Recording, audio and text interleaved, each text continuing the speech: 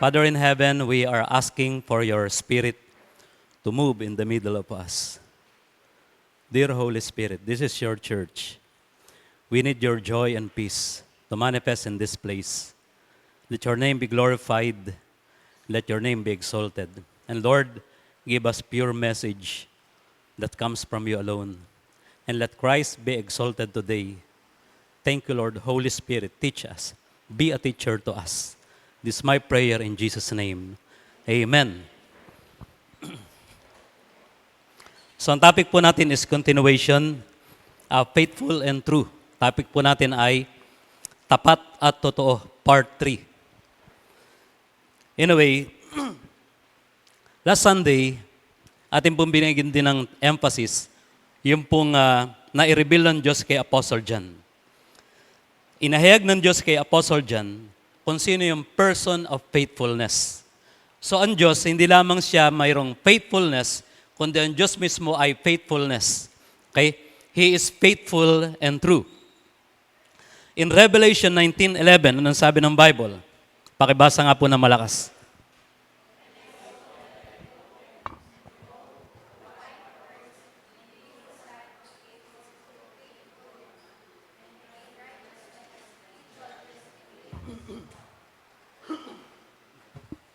Yan. Ang sabi ay, nakita ni John, yung nakasakay sa puting kabayo. Malapit na po siyang dumating. Si Lord Jesus Christ. Nasa days of Noah na po tayo. Nung tinanong ng mga disciples kung kailan ang pagdating ng anak ng tao. Ang sabi ni Jesus, just like in the days of Noah. Nang panahon ni Noe, ang isipan ng tao ay puro masama na lang parati. Kung paano nila ipapahamak ang tao. And that is what's going on in our government. Alright? We are in the days of Noah. But then, Jesus Christ will return. Just like in the days of Noah, that time. And then, ang sabi ng scripture, He who sat on it, yung pong nakaupo sa white horse, ay tinatawag na faithful and true. Ang nakaupo sa white horse ay faithful and true. So ito po yung topic natin, faithful and true. At dahil siya faithful and true, siya po ay hahatol at makikidigma in righteousness. Now, nakita ni John ang second coming of Jesus Christ. Pinakita ng Diyos ang second coming ni Lord. Yung pong end of the time and the last days, pinakita ito ni Lord kay John. And so, the Lord also revealed to John one of the names of the Lord Jesus Christ. Alam ba niyo isa sa mga pangalan ni Lord Jesus Christ na kung saan siya ay tinawag? One of the names of the Lord Jesus Christ by which He was called. At ito yung isa sa mga pangalan ni Lord. Revelation 19:13. He is clothed with a robe dipped in blood. Siya raw po ay mayroong robe pagdating niya dahil siya ay King of Kings and Lord of Lords. He is clothed with a robe dipped in blood. Kaya mga kapatid, pagdating po ng panahon na natayo na yung third temple ng Israel, ngayon po mayroong foundation, meron na pong daanan o parang tulay patungo dun sa altar of sacrifice para patayin yung baka na kulay pula. Ilalagay po nila ang Antichrist na magpapanggap na Kristo. Marami pong madadaya. Lahat ng nadaya ay hindi nagbabasa ng Biblia. Ang unang dadayain, mga Hudyo. Dahil maraming Hudyo hanggang ngayon, mga Israelites, they don't believe na dumating na si Jesus. Kaya pagdating na magpapanggap, maniniwala sila. Okay? Pero alam natin na ang pagdating ni Jesus ay hindi ganun. Hindi siya isang disenteng tao na nakatulad ng nakikita natin na sabi natin naka-Amerikana or what. Pagdating ni Jesus Christ, makikita natin ang kanyang puting damit, punong-puno ng dugo. Why? And then, ang kanyang pangalan ay tinatawag na Salita ng Diyos. Siya ay Salita ng Diyos. The name of the Lord Jesus Christ is called the Word of God. Si Jesus ay Word of God. Si Jesus ay Salita ng Diyos. I'll repeat. Basahin yung scripture. Revelation 19:13. His name is called the Word of God. So anong pangalan niya? So ang Word of God ay hindi lang basta Word of God, kundi ang Word of God ay name. Ang Word of God ay pangalan. Isa sa mga pangalan ni Jesus ay salita ng Diyos. Amen. Ngayon, ang pangalan ng Panginoon Kristo ay tinawag na Word of God. Okay? Jesus Christ is the Word of God. Siya ay Word of God na faithful and true. Kaya naman, lahat ng kanyang mga salita ay tunay na tapat at totoo. Ngayon, in Revelation 21:5, ang sabi ng Bible, siya na nakaupo sa luklukan ay nagsabi, narito, ginagawa kong bago ang lahat ng mga bagay. At sinabi niya, isulat mo, sapagat ang mga salitang ito ay tapat at totoo. Okay? Sino yung faithful and true? Si Jesus. Paano pag kasi nagsalita? Yung mga salita ba niya ay ganun din? Yes. Ang sabi ng Bible, these words are faithful and true. Amen. Ang salita ng Diyos ay faithful and true. Let's go. So the Lord Jesus Christ is the one who is called faithful and true. Clear? And so ang kanyang pangalan ay tinawag na Word of God. Then, sinabi ni Lord kay John, isulat mo, sapagat ang mga salitang ito ay tapat at totoo. So ang mga salita na narinig ni John mula sa Panginoon ay tapat at totoo. And so, the conclusion is, the rest of the scriptures, lahat ito ay faithful and true. Amen? The scriptures, faithful and true. Let's go. Si Jesus Christ ay Word of God. Once again. That is why, everything in the law and the prophets and the New Testament ay tungkol kay Jesus Christ. Listen, the Old Testament, the New Testament, Word of God. It's about Jesus Christ. Why? Because Jesus is the Word of God. And His name is Word of God. Amen. Now, kaya nga sinasabi ko sa inyo, sino mang mag-neglect ng Word of God, nineglect si Jesus. Ang sabi ng mga Christian, naniniwala silang ang kaligtasan ay by grace, which is tama naman, pero they believe that they are saved by grace. Ang sabi na, kahit naman di ka magbasa ng Bible, saved ka pa rin. You don't know Jesus. Jesus is the Word of God. If you respect the Word of God, okay, which is Jesus Christ, you will respect the Word of God na hawak-hawak mo. Amen. Meron pa ba kayong written word sa inyong bahay? Meron ba kayong hard copy ng Bible sa inyong bahay? Hindi lamang sa cellphone. Now, paano natin itrato ang Biblia? Inaalikabok o hindi? O yun ang pinaka-importante sa bahay mo? Kung hindi ito pinaka-importante sa bahay mo, hindi si Jesus ang pinaka-importante sa'yo. Amen? Because Jesus is the Word of God. Is that amen? Now, you understand why we should read the Word every day. Ngayon, let us see. Jesus Christ is the Word of God. That is why He is the end of the law. Okay? Tingnan natin. Basahin po natin ang Romans 10:4. Let's go.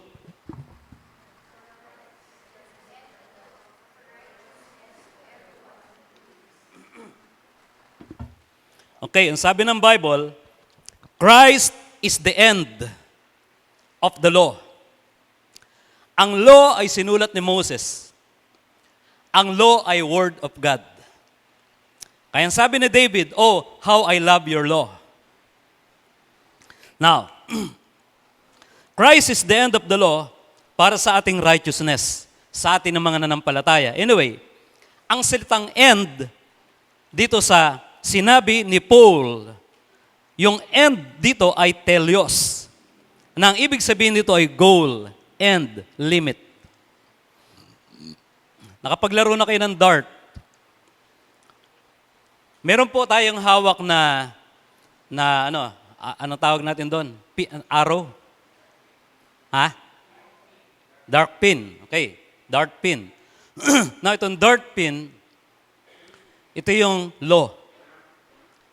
Yung board, si Christ. Ang law, papunta lahat kay Christ. Yun ang ibig sabihin ng end, goal, limit. Amen. Ngayon, kung paano ang lahat ng tubig, di ba, yung mga tubig sa mga ilog, na i-design ng Diyos na ang lahat ng punta nila patungo sa dagat. Right? So, let us say, yung mga tubig na ito na nasa streams, nasa river, lahat ng ito ay picture o sabi nating, pwede nating i-picture ito as law, batas, word na sinabi ng Diyos kay Moses. Pero lahat ng ito ay papunta sa dagat, na ang dagat nito ay Christ, si Christ, right? Now, lahat ng ito, law, prophets, book of Psalm, lahat ng ito ay patungo kay Jesus Christ. Amen. Now, bakit? Because Jesus Christ is the Word of God. Amen. Now, the tabernacle, for example, gagamit tayo sa example. Para makita natin ito. Actually, napakarami niya pero kukula tayong konti. Okay? Itong end of the law, titingnan natin. Ang tabernacle o ang dwelling place ng Diyos, ang tirahan ng Diyos, tabernacle, ito'y na-set up sa wilderness. Sinabi ng Diyos kay Moses, ang tabernacle, ang kulay, mga kulay na gagamitin, mga materials na gagamitin, yung pwesto na paglalagyan, at sinabi niya, lahat ng sukat. Okay? Sinabi niya lahat. Wala tayong time para basahin lahat yon. Okay? But anyway, na-set up niya sa wilderness ang tabernacle. And then, ito ay naging part ng law. Tabernacle became part of the law. Kaya nga merong 613 laws. Okay? Ang Big Ten or the Ten Commandments, you can say this is the summary of the whole law. Okay? But anyway, let us see. The tabernacle. Tingnan natin yung video. Meron ba tayo video? Alright. Tingnan po natin ang tabernacle.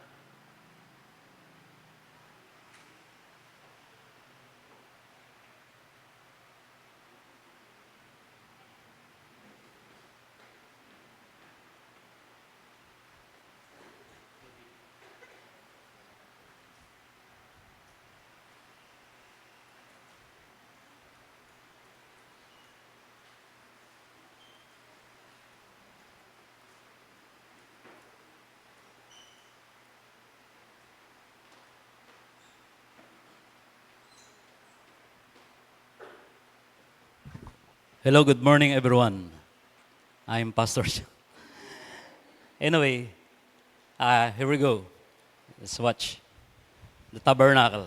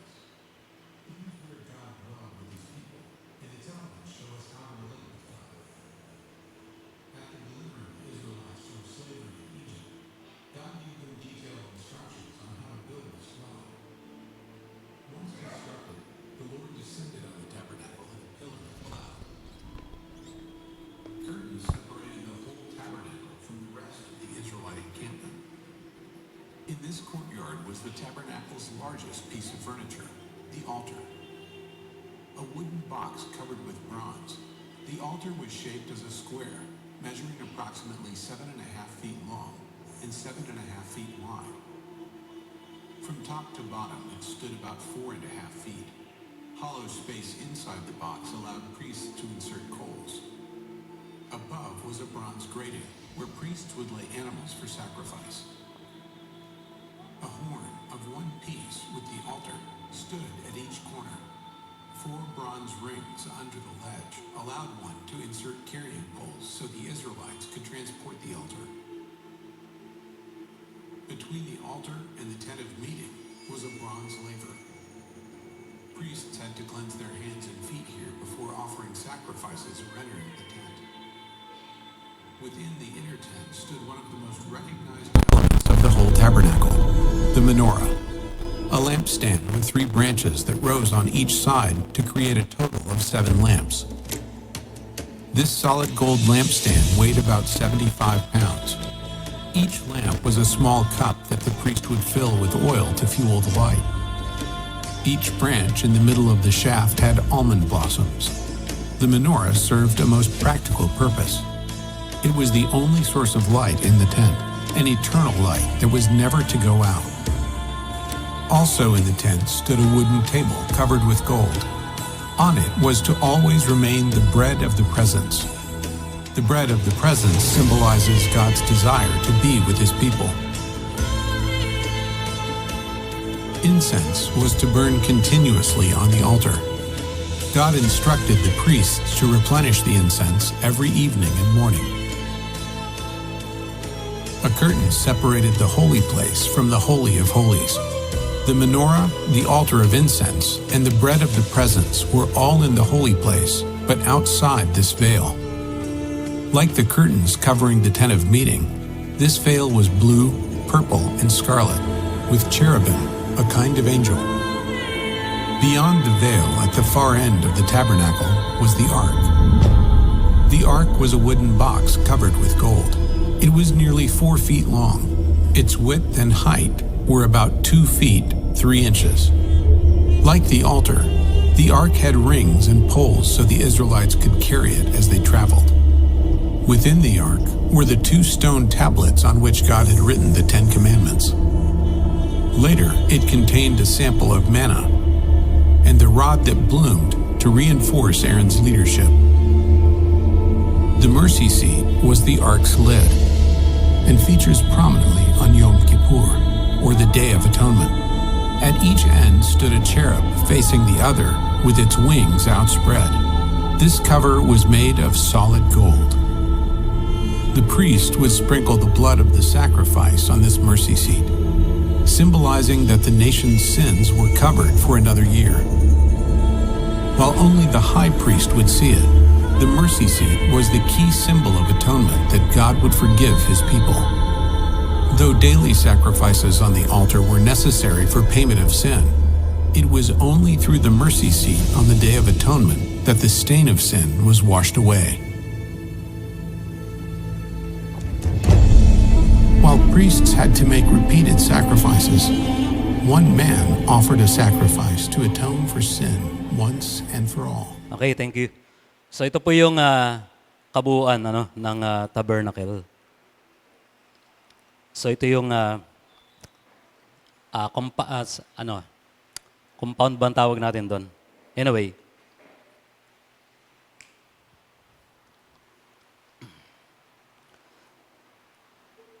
So pupunta tayo sa tent of meeting. Dito na imi-meet ng Diyos, doon sa most holy place. Dito po kinakatagpo ng Diyos si Moses. Right? At saka yung priest. Yan po yung pinakita kanina. Ngayon, are you ready for the revelation? Ang furniture sa tabernacle, from the court to the inner sanctuary, ay pag-aaralan natin. Okay? The bronze altar of sacrifice.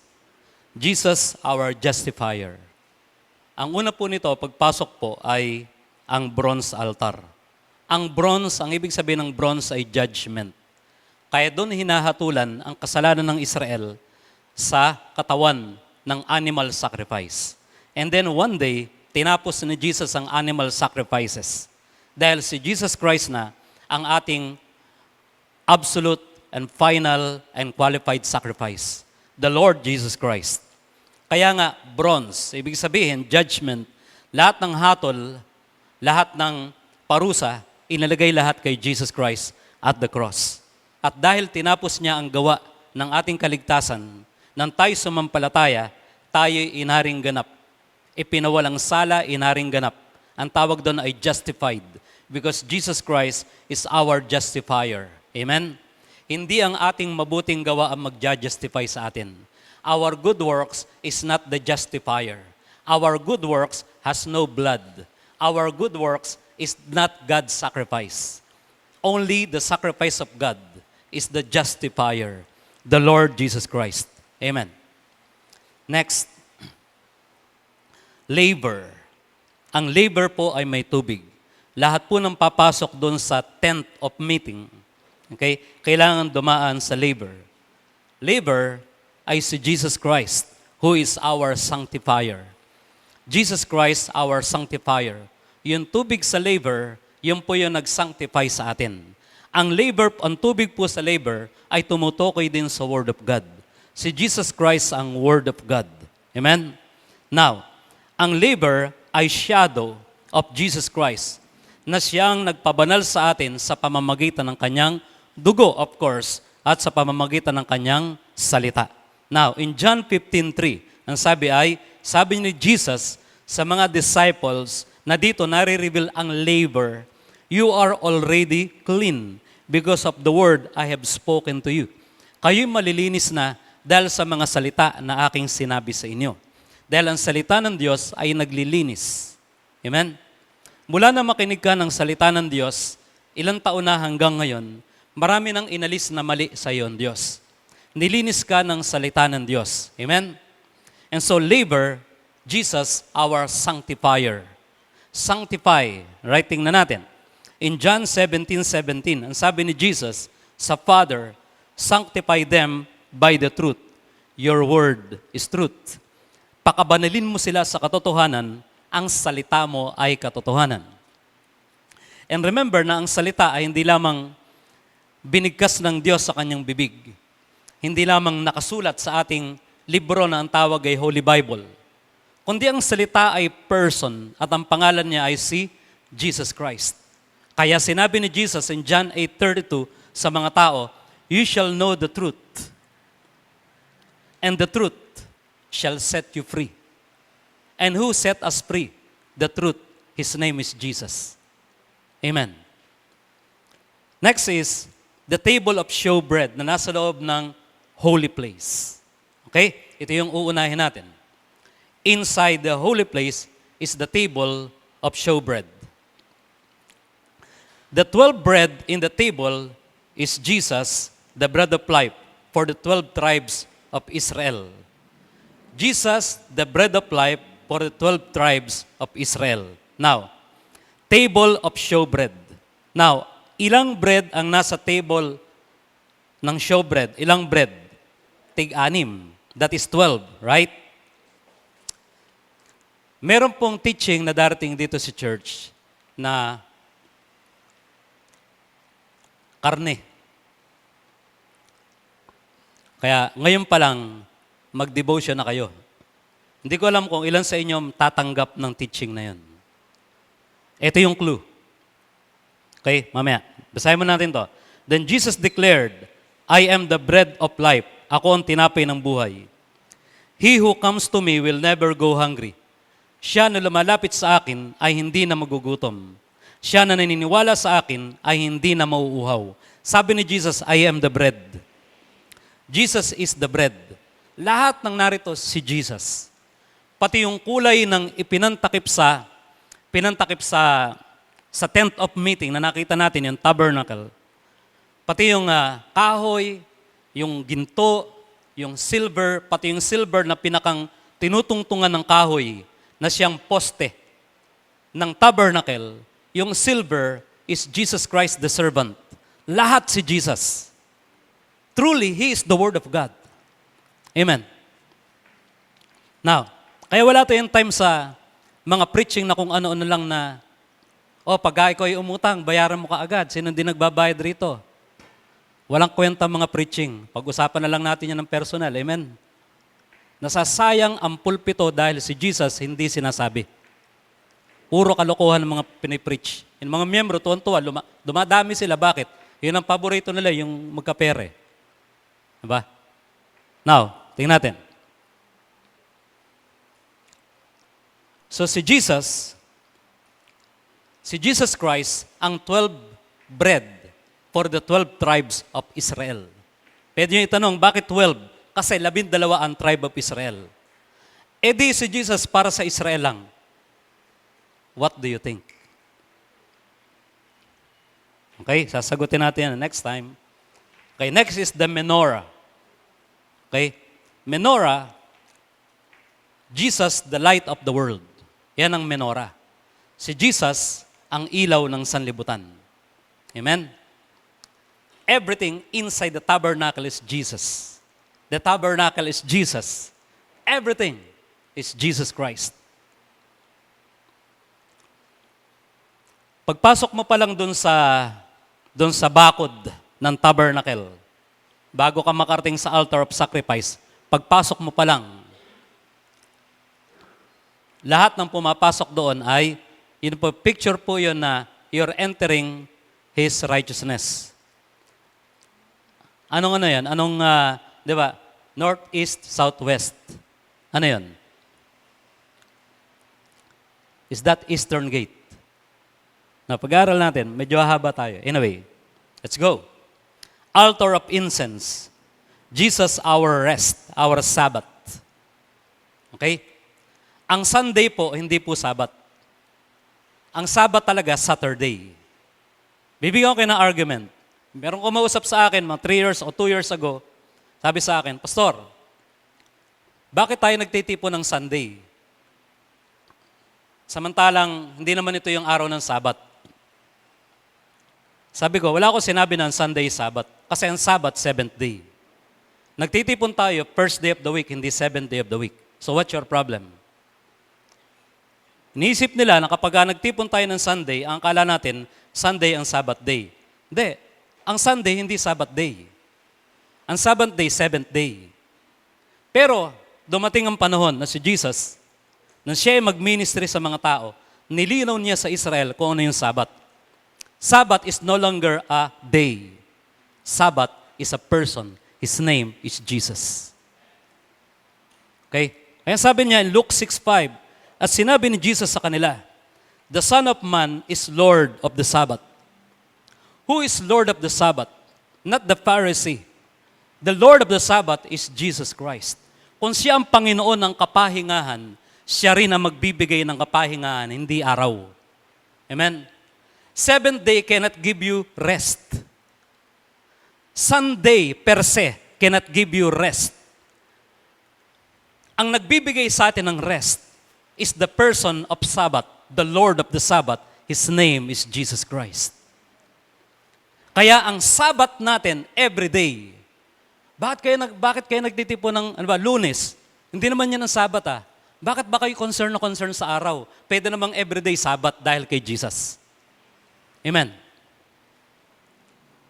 The Ark of the Covenant, ito yung nasa most holy place. The most holy place, the Ark of the Covenant. Okay? Ganda po talaga yung itsura ng yung pagkakakabit ng pole niya. Wala po rin sa gilid ng angels, nasa likod. Anyway, the Ark of the Covenant is the resurrected Christ and now is our great high priest. Remember this, sa book of John. Di ba ito may dalawang angel, cherubim.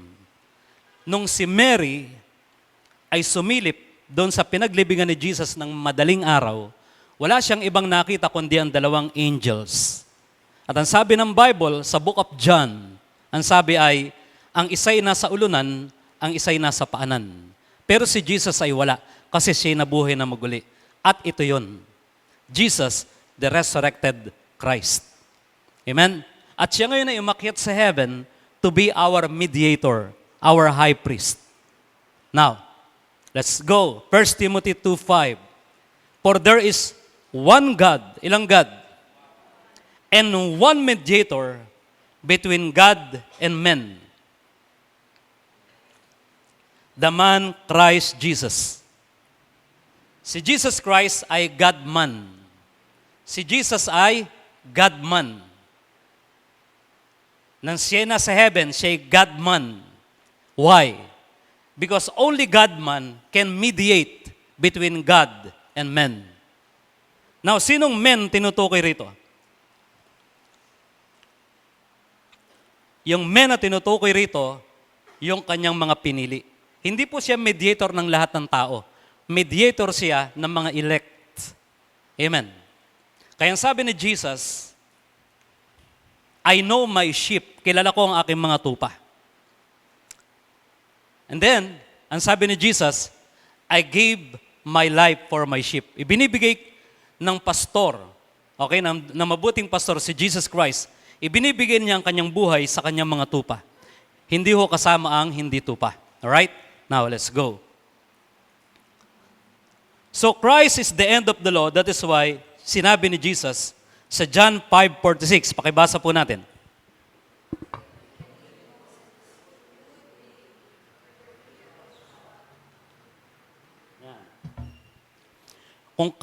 If you believe Moses, you would believe me. Why? Ganito yon. Ulitin ko ang mga Hudyo, hindi sila naniniwala kay Jesus. Kasi ang ini-embrace nila, law of Moses. Kaya nga may sinabi sila, ang mga Pariseo may sinabi kay Jesus, we are disciples of Moses. Naniniwala sila kay Moses, naniniwala sila sa writings ni Moses. Pero ang sabi ni Jesus, kung naniniwala kayo kay Moses, maniniwala kayo sa akin. Kasi si Moses ang sinulat ako. Amen. Yung tabernacle na tinayo ni Moses, ako. Lahat ng naroon, ako. Jesus Christ. Amen? The Word of God. Nahahayag ba si Jesus ngayon? Okay? Sinong bida ngayon? Si Jesus Christ. So, nang makita ni John, si Jesus Christ, ng kanyang robe, no? Talagang nababad sa dugo ang kanyang robe. Ang dugo na yon, dugo ng mga masasamang tao. Siguro kaya pinapahaba ang buhay na Bill Gates para abutan ni Lord. Diba? Ngayon, John heard that his name is called the Word of God.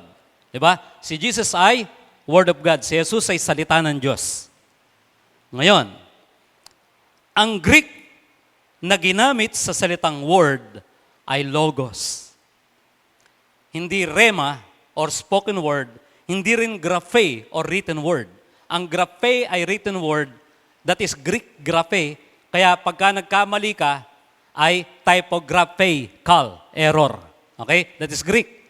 Now, Jesus Christ is the Word of God. Sa Greek ang ginamit ay logos, therefore Jesus Christ is the logos of God. The same Apostle John na sumulat ng aklat ng Revelation ay siya rin ang sumulat ng Gospel of John at saka 1st and 2nd and 3rd John. Lahat yan, sinulat niya sa pulo ng Patmos na siya ipinatapon ng Roman government. Alam mo kung sino nagpasimuna ng COVID? Rome. History repeat itself. Alam mo sinong target nila? Finally, ang tatargetin nila the church. Kasi sa bandang huli, tayo na lang ang tatanggi sa gusto nila.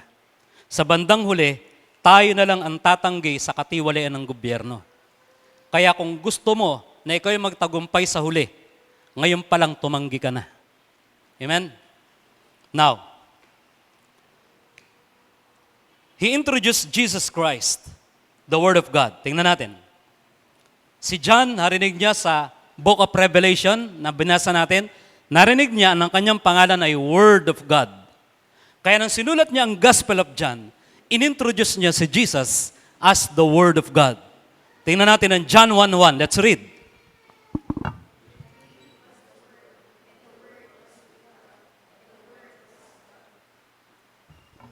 Okay. Tingnan mo. Genesis 1:1, in the beginning, God. John 1:1, in the beginning, God. Kailan mas mahaba rito? In the beginning was the Word. And the Word was with God. And the Word was God. Amen.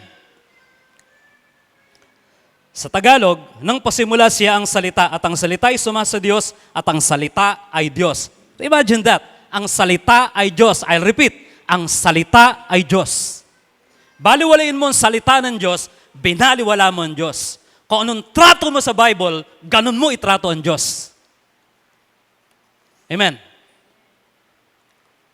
Kung ikaw ay nagbibigay ng panahon sa pagbabasa ng Biblia, ikaw ay nagbigay ng panahon sa Diyos dahil ang salita ay Diyos.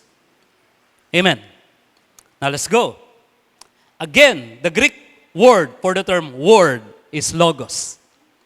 Ang ginamit ritong Greek ay logos. Let's go. Ang isa sa mga dahilan why John wrote the gospel in his epistles. Are you ready? Makinig po kayo mabuti. Ito po ay may kasamang history, mga istorya nung araw. No? Ang isa sa mga dahilan bakit sinulat ni John ang Gospel of John at saka yung epistles na 1st, 2nd, 3rd John ay dahil mayroong mga false teachers, may mga maling tagapagturo, okay, na pumasok sa church, pinasok ang church ng kanilang wrong philosophy, ng kanilang doctrine ay philosophy ng Greek. Greek philosophy. Binibigyan ko kayo ng background ng Book of John. Ngayon, ito yung proof. 2 John 1:7. 2 John 1:7. Hindi lang siya history, nasa scripture. For many deceivers have gone out in... Naku po, napakaraming deceivers ngayon. Ang iba sa kanila may hawak ng malalaking church. Okay? Every time I will read the Bible para gumawa ng slides ng preaching, this is my prayer. Lord, wag mo kong pababayaang maligaw dahil buong church ang maliligaw. This is your church. Therefore, give me the truth of your word. Now, maraming deceivers. Those who do not acknowledge Jesus Christ as coming in the flesh. Ibig sabihin, yung mga deceivers na sinasabi ni John, ang ilan sa kanila ay hindi nila kinikilala si Kristo na nagkatawang tao. Hindi sila naniniwala na si Jesus Christ ay nagkatawang tao.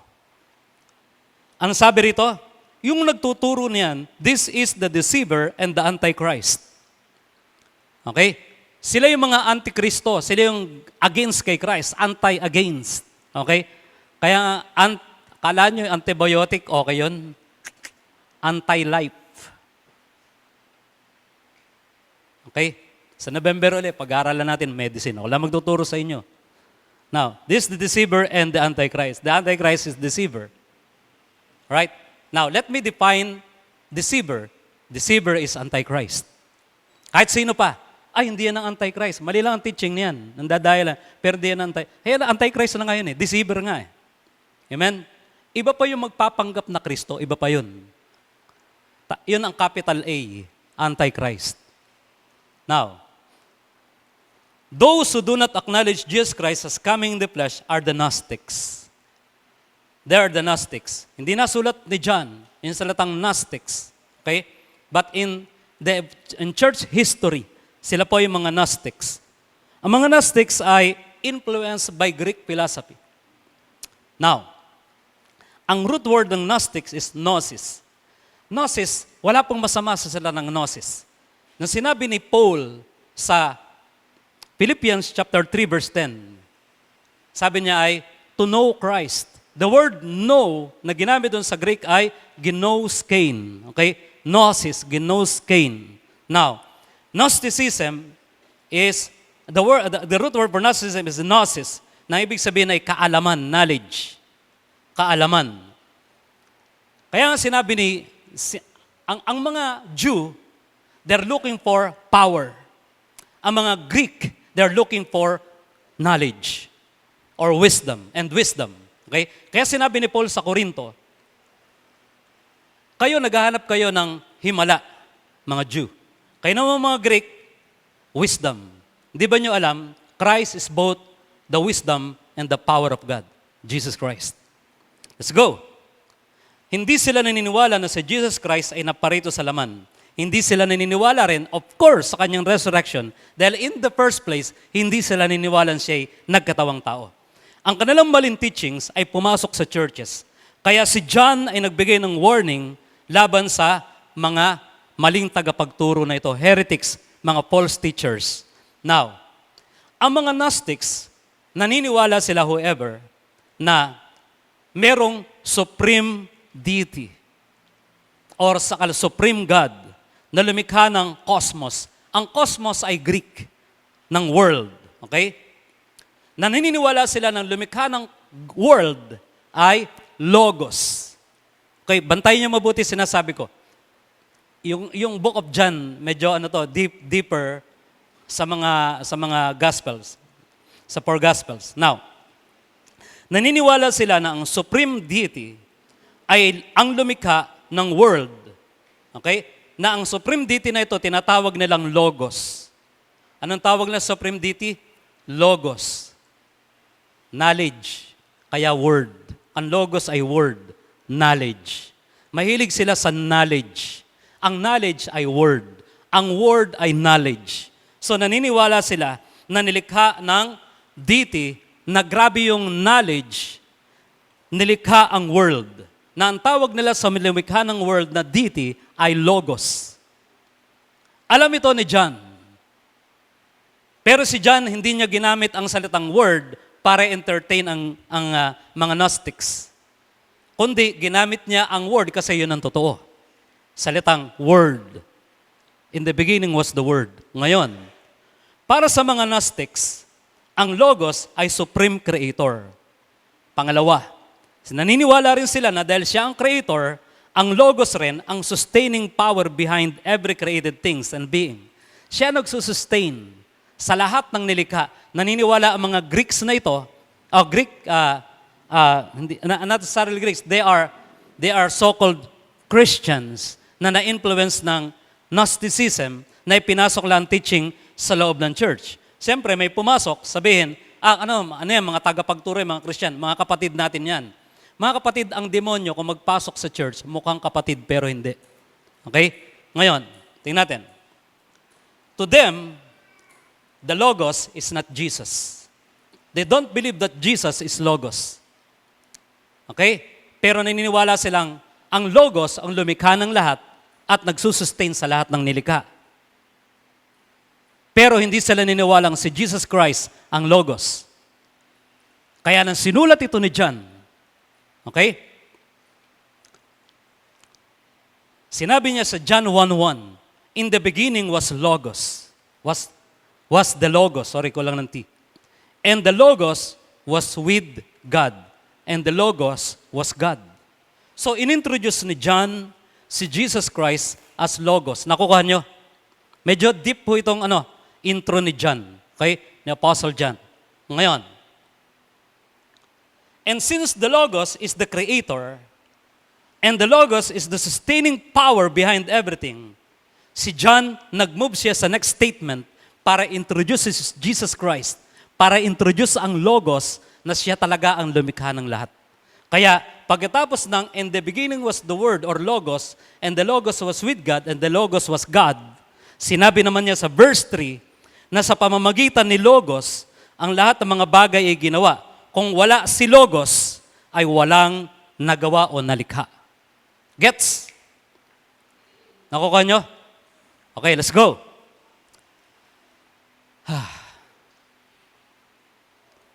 Jesus Christ the Logos, the Word of God. Siya ang lumikha ng lahat ng mga bagay. At kung wala siya, wala ring ginawa, nagawa, wala ring nalikha. Okay? Now, let's go. Dahil si Jesus Christ ang tunay na Word, Logos, Creator, the Word of God, siya rin ang nagsusustain ng lahat ng mga bagay sa pamamagitan ng kapangyarihan ng kanyang salita. Exact. Okay? Pasok. Ngayon, Hebrews 1:3. The Son. Sino yung Son? Capital S. Siyempre, yung bida, si Jesus. Siya ang liwanag ng kaluwalhatian ng Diyos. The exact representation of His being. Okay?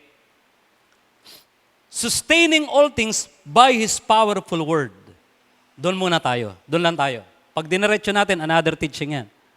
Sustaining all things by His powerful word. Ilan ang sinusustain ng powerful word ni Jesus? Si Jesus ay Logos.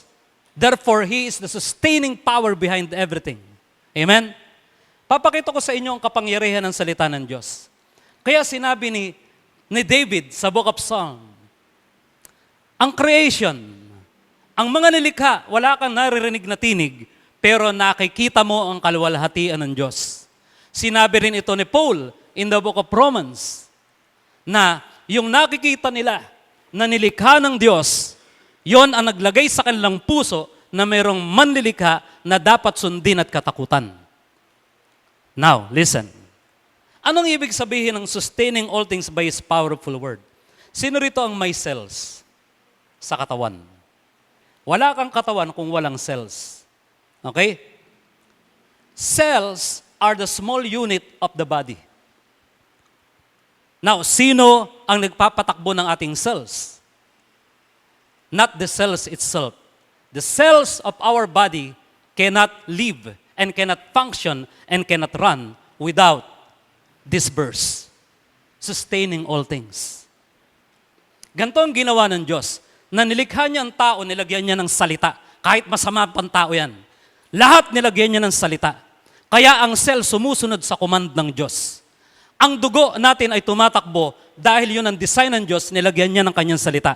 Because our blood runs because God sustained by His powerful words.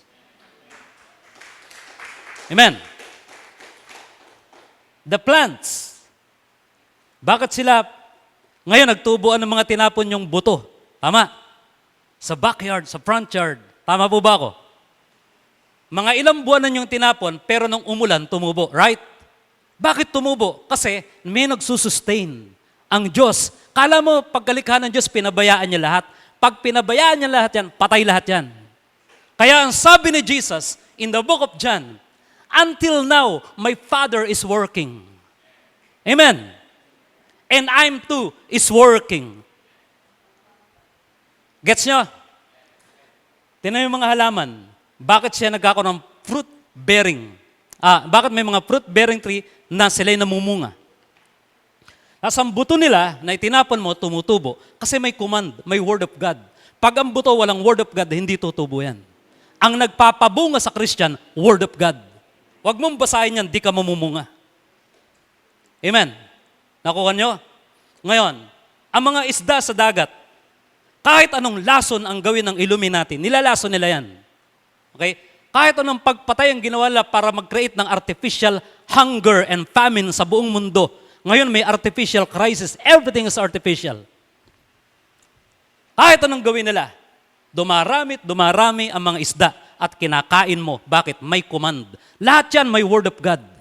Hindi pwedeng walang salita ng Diyos yan. Pag walang salita ng Diyos, walang isda.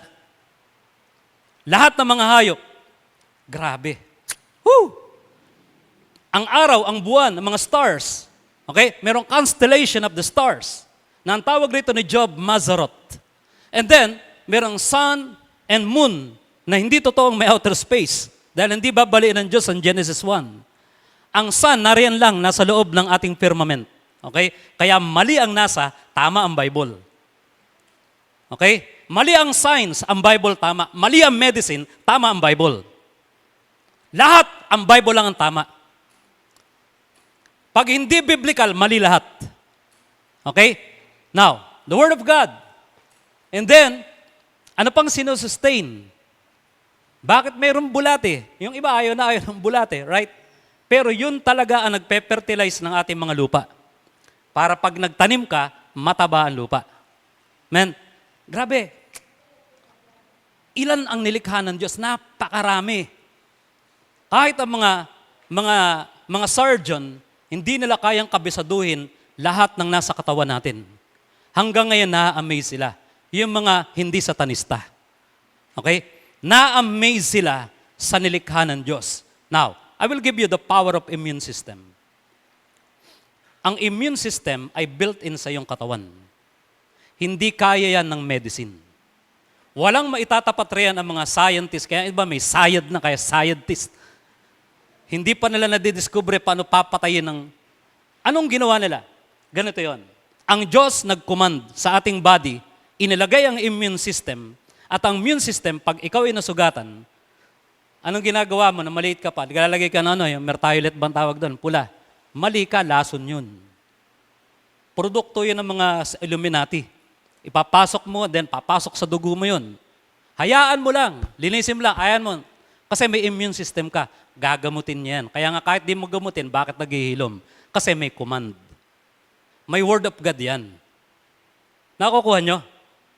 Parts of the body, may word of God yan. Ngayon, I cannot enumerate everything na merong Word of God. Sobrang dami na nilikha ng Diyos. Okay? Now, I'll give you an example.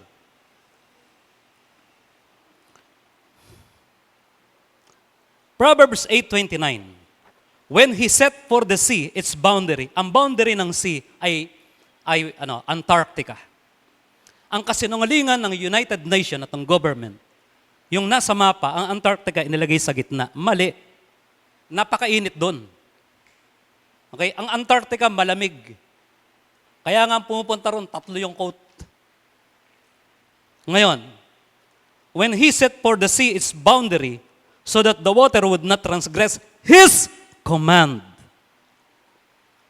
You see, even the boundary, even the water, merong command ang Diyos. Lahat yan may Word of God. Walang hindi may Word of God. Lahat yan may Word of God. Sabi mo sa kalapit mo, baka ikaw na lang wala. Lahat tayo may Word of God. Amen? Now, when He marked out the foundations of the earth, kaya hindi pwedeng gumalaw ang earth, di tayo umiikot sa araw. Ang araw umiikot sa loob. Kasi may foundations ang earth. Kaya ang science, laging mali, hindi tumatama. You see?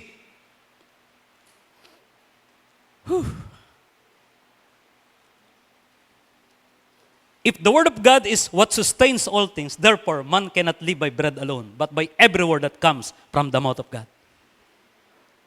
You understand Jesus now? Amen. So, your money, your career, education, achievements cannot sustain any of God's creation. Even you. Okay?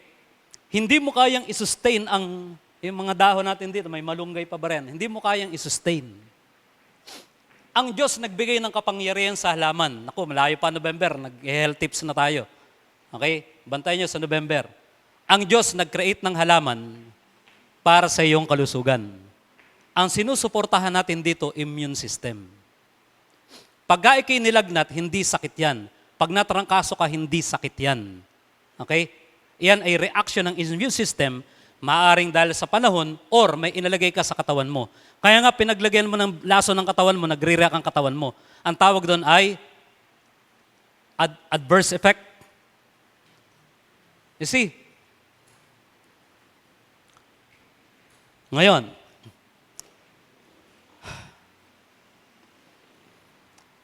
last night, I ate meron akong beef ampalaya, tapos binudborong pagkaluto ng hilaw na bawang at saka sibuyas. Why? Kasi may power ang Diyos na ilalagay doon. Kasi ang salita niya kapangyarihan. Ang salita ng Diyos kapangyarihan. Inilagay niya ang command sa bawang sisib. Grabe, pag kakasakit quote and unquote, pumupunta ka pa ng mercury drug, samantalang ang gamot nasa kusina lahat. Amen? Ngayon, kinain ko yun. Bakit? May salita ng Diyos yun. Paano po yung mga reseta ni Doc? Ay, walang salita ng Diyos yun. Salita ni Satanas, meron yun. Pero sa Diyos, wala. Amen? Ngayon, the Word of God is what accomplishes God's purpose and desire for our lives. Tingnan natin. Ano yung gustong gawin ng Diyos? Ano yung purpose ng Diyos sa buhay natin? Ano yung desire ng Diyos sa buhay natin?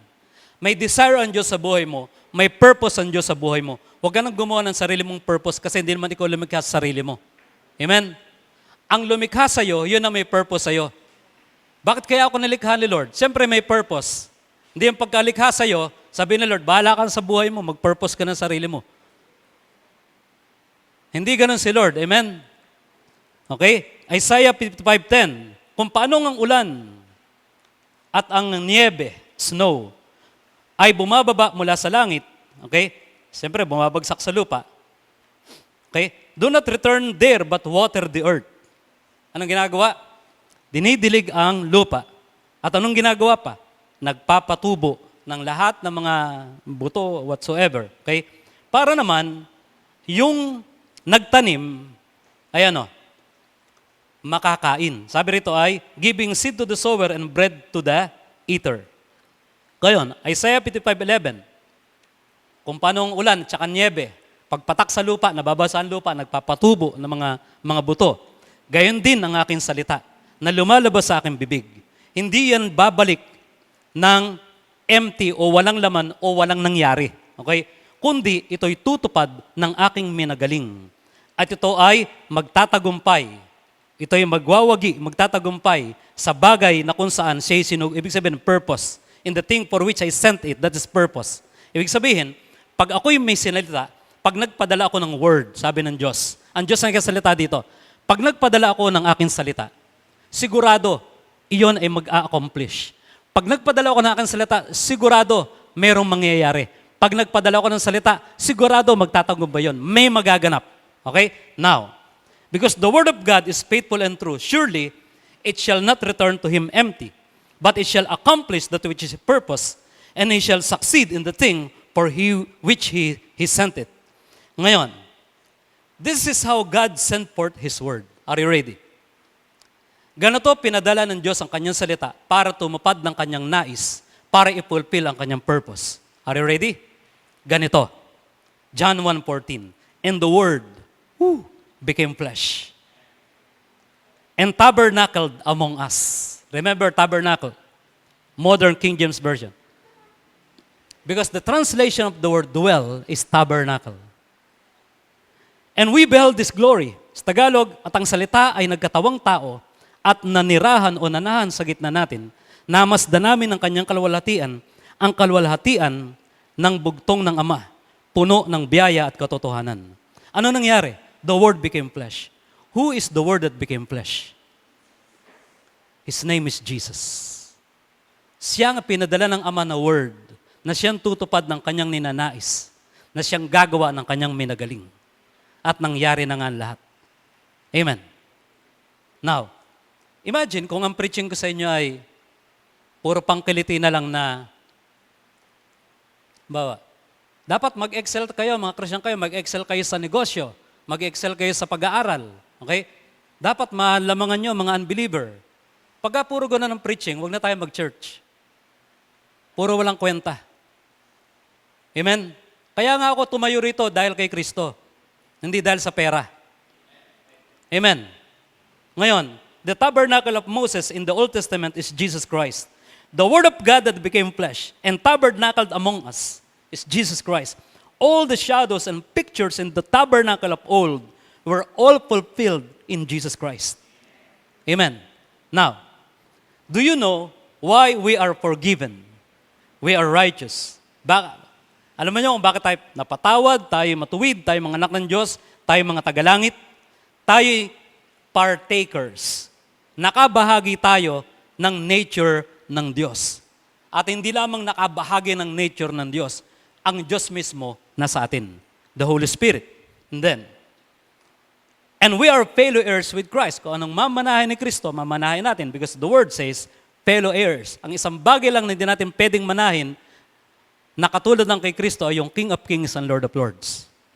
Now, because Jesus Christ, dahil si Kristo, ang salita ng Diyos na nagkatawang tao, and He tabernacled among us, and accomplished the purpose of God, and was succeeded in the thing by which He was sent for our benefits. Every word, bawat salita ng Diyos na kanyang sinabi, bawat pangako ng Diyos na kanyang binigay sa atin, they are already accomplished. Amen? They are already accomplished, natupad na. Now, last verse, and I am closing. Revelation 21:6. Ang sabi ni John, he said to me, it is done. Amen. When Jesus Christ was at the cross, ang sabi niya, it is finished. And then, in the last book of the Bible, in the book of Revelation, bigyan tayo ng assurance, it is done. Kapatid, tapos na. Amen. And so, sino rito bibili ng bagong Bible? Yan dapat ang mga preaching, di ba? Hindi yung, sino rito pagpasok sa school, magiging first honor? Sino rito bibili bagong Bible? Kasi pag ang Bible mo, puro digital. Alam niyo, nagkakaroon ng economic crash. Hindi natin lang maapektuhan ng internet. And they have a plan. Okay?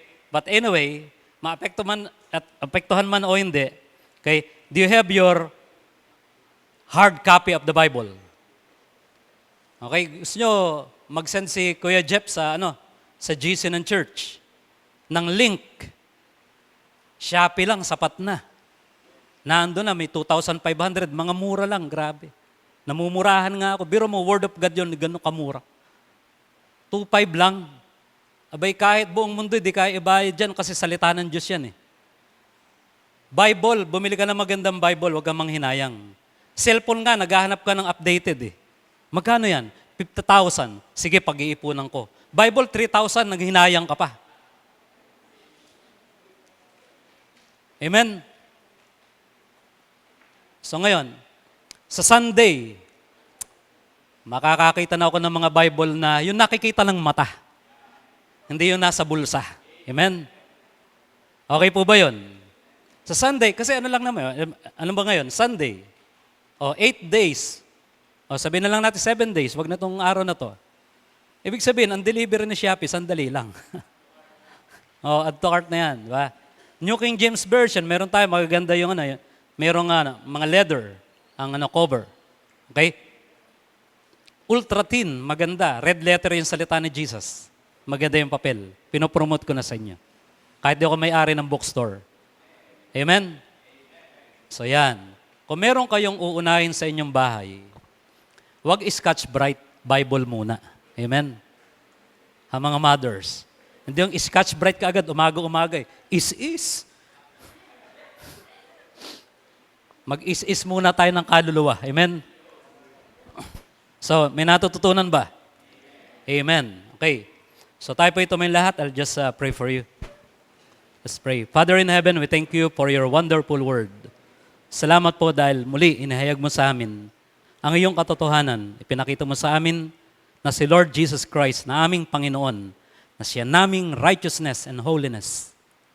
Siya po ang Word of God. Jesus, your name is Word of God. We realize today, Lord, na ang Word of God pala ay pangalan. The name of Jesus. That's why, Lord, if we value your name, Jesus, we will value your word. Kaya Lord, patuloy mong tulungan ang iyong mga anak, Panginoon. Patuloy mo silang ihatid sa pagbabasa, pagsasaliksik ng iyong kasulatan, upang ang buhay, Panginoon, ay patuloy na maging spring of living water sa kanilang mga puso, sa kanilang mga kaluluwa. Yung buhay na salita mo, Panginoon. And Lord, patuloy kaming isanctify ng iyong word. Patuloy kaming linisin ang iyong salita. At patuloy kaming ihatid nito, Panginoon, sa maturity hanggang kami, Panginoon, makarating sa fullness of the stature ni Jesus Christ. Lord, I pray na ang iyong mga anak, Panginoon, ay itong word na to, Panginoon, na narinig namin lahat, iuuwi namin ito, Panginoon, na may kagalakan at babalikan namin ang mga sinulat namin, Panginoon, habang kami nakikinig. At Lord, tunay nga na ang pangalan may patuloy na mahahayag. Ang pangalan may patuloy na matataas sa church na ito, Panginoon.